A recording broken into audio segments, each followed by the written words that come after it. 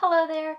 In this video, I'm going to be talking about flash curing resin, why it happens, and how you can avoid it while making your pieces.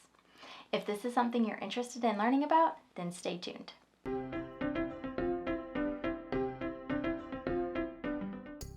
Hello again and welcome back to my channel. My name is Courtney and I am a flower preservationist, educator, and business coach, sharing all of my tips and tricks for building and growing your flower preservation business. Preserving beautiful flowers with resin can be so fun and exciting, but the possibilities of a flash curing happening cast a dark shadow on the process. In this video, we will explore the reasons why flash curings happen and how you can avoid them. So let's start at the beginning and talk about the way resin works. Most of you probably already understand how this is, but we're going to start here anyway. So you have part A, the resin, and part B, the hardener. In order to create a solid piece, you must mix parts A and B together to create a chemical reaction that solidifies the liquid state as it cures. The cure time ranges from 24 to 72 hours depending on the type of resin you are using. Now, resin flash curing occurs when the chemical reaction between the resin and the hardener accelerates unexpectedly, leading to premature solidification. In most cases, your resin will cure within a matter of minutes. This can be caused by a number of factors, but the most common are that the resin was not mixed properly and/or the resin got too hot too fast. So how do we avoid this?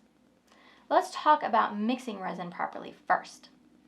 So the first thing you want to make sure is that you are mixing the correct amounts of parts A and B together. Whether you have a 1-to-1, a 2-to-1, or a 3-to-1 ratio, getting your measurements as close to perfect as you can is key. Even being off by a few ounces could cause a flash cure. You also want to make sure that the method of mixing that you are using is appropriate for the type of resin that you are using. Most 1-to-1 resins require a slow hand mixing process, and this is what ensures that the chemical reaction is slow and reduces the possibility of a flash cure. With your 2-to-1 resins, because they make a longer time to cure in general, they can be mixed with a drill because the chemical process is much slower, so the fast speed of the drill will not impact it. Now, let's talk about the second problem of resin, which is getting too hot too fast. Now, there's a few ways that this can happen. Number one, we already talked about, which is mixing improperly. Number two, you're mixing or pouring too much resin at one time. More volume creates more heat much faster. And each resin has a recommended maximum volume to mix at one time, so make sure you know what that is. And as a general rule of thumb, whatever bucket you are using to mix your resin in, only mix a total amount of resin that fills about 3/4 of that bucket. For example, say I have a 32-ounce mixing cup. 3/4 of that is 24. So I won't mix more than 24 ounces in that particular cup. In my experience, filling the bucket more than that caused the resin to heat up faster as we mixed it. Each resin also has a recommended maximum depth of pouring for each layer.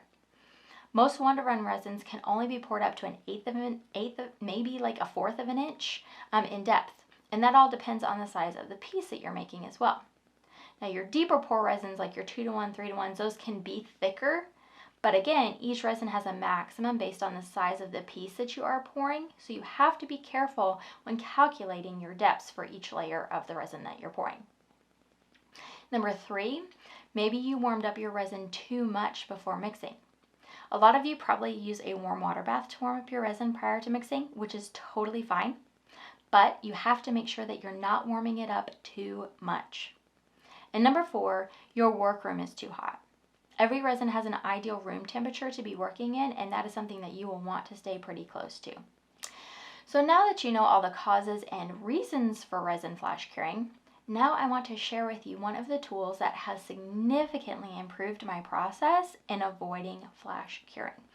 This is an infrared thermometer temperature reader. Every day we heat our workroom up to 75 degrees, which in turn heats up our resin as it's in the room too. And once the room is at temperature and I'm ready to mix the resin, I will use this to measure the temperature of the resin before mixing to make sure it's not too hot before I do so. If it's warmer than 75 degrees, I will let it cool for a few minutes to get back down to that ideal temperature.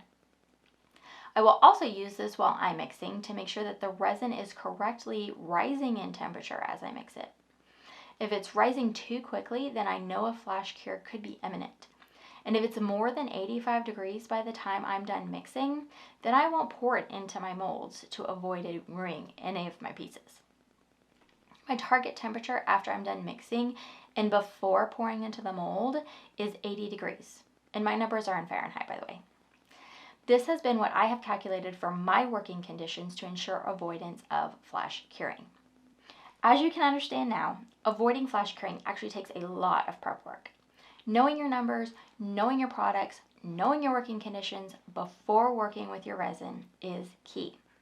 And another tip, keep a notebook in your workroom and write down all the factors as you are working.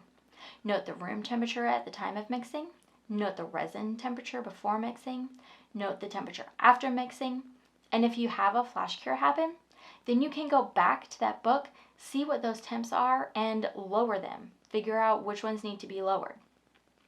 It may take you a few times to get the test combinations, to get them right, get your temperatures right, like testing it a few times.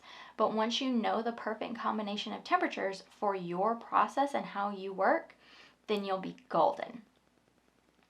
If you enjoyed this video, don't forget to like, share, and subscribe for more tips on growing your flower preservation business. And as always, if you ever have any questions about what I discussed today, or maybe you want to learn something specific, let me know in the comments. I am happy to answer your questions, and I can also create a video for you. Thank you so much for being here, and I will see you next time. Bye.